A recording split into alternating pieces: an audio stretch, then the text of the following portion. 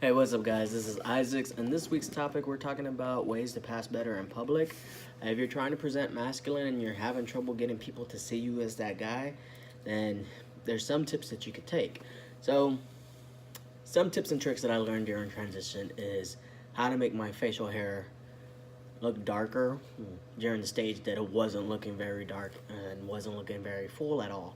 So, I learned that you could take mascara, take the applicator, dip it in some mascara, wipe off the excess. You don't want to put anything gloppy on your face, and just kind of wipe it into the hair that you are growing.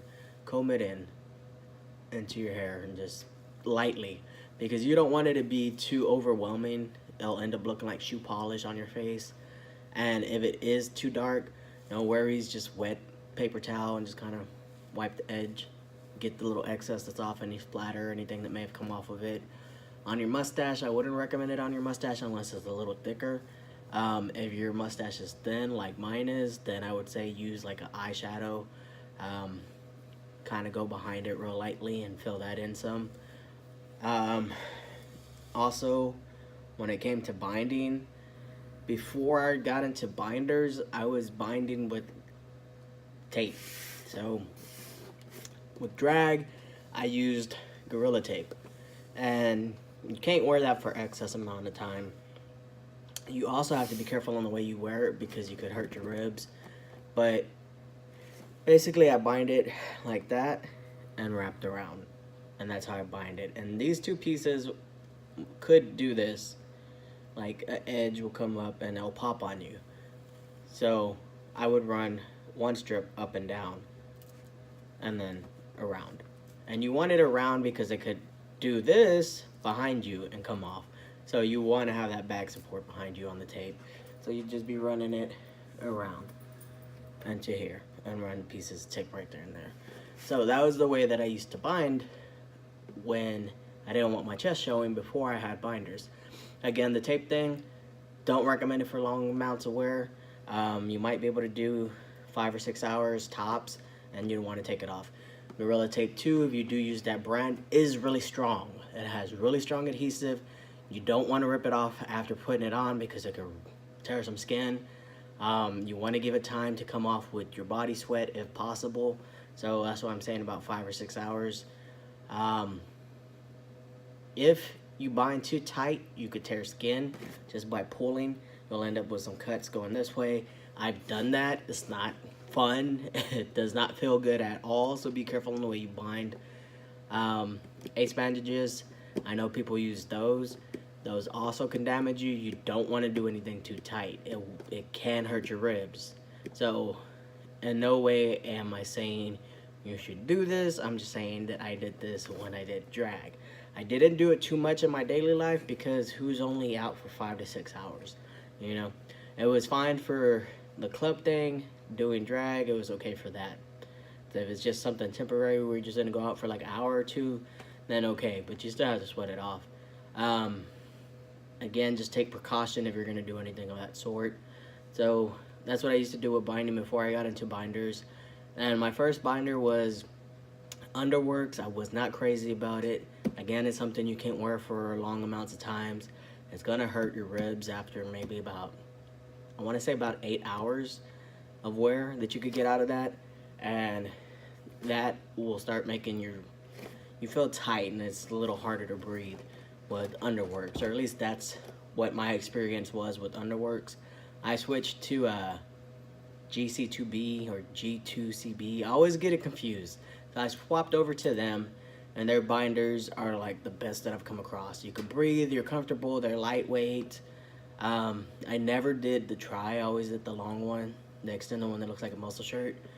I don't do tri because I have my gut. So if I did it right here, it would roll up. So I always did the longer one, and I was fine with that. If you still feel like something is showing after you're binding, if you feel like there's a little bulge or something, I used to go over with the compression shirt. I used to buy like little cheap starter compression shirts. They're stretchy. They still compress pretty good. I'm not talking about the ones that they sell at like Walmart that are just stretchy and snap back, that are still loose fitting. Not those. These are just like spandex almost, and they do clothes back on the flex. There's some that they got that don't hold very well. But I would get those, and normally I could only find them on long sleeves, so I used to cut the sleeve off and put those over, and that would hold everything together. Anything that I felt like wasn't binding right, that was my extra security. So that, I think some things that give away trans men when they're still trying to learn how to pass in public is mannerisms. It was hard to get used to breaking out of some of the women habits that you can't help but get over time because people treat you a certain way. Like, you know, guys would still open doors for you or still call you ma'am or like treat you a little differently because they saw you as a woman, even if you were butch or not. Being full-on guy, you have to break yourself out of that and know that that's not going to happen, and you got to get used to it and don't let it come to as a shock to you. So your mannerisms are going to change. You're going to learn that that's not going to be the way that they treat you. You're going to have to do that for other women, like open the door for them and stuff of that sort. You want to carry yourself more masculine. You need to learn how to walk more masculine. What I mean by that is I got my masculine walk from being in JROTC. I was in that all throughout high school. I was in LOTC in junior high. So they teach you to walk very proper, very at a stance, you know, strides. You take a certain amount of stride, and it's just a very formal walk.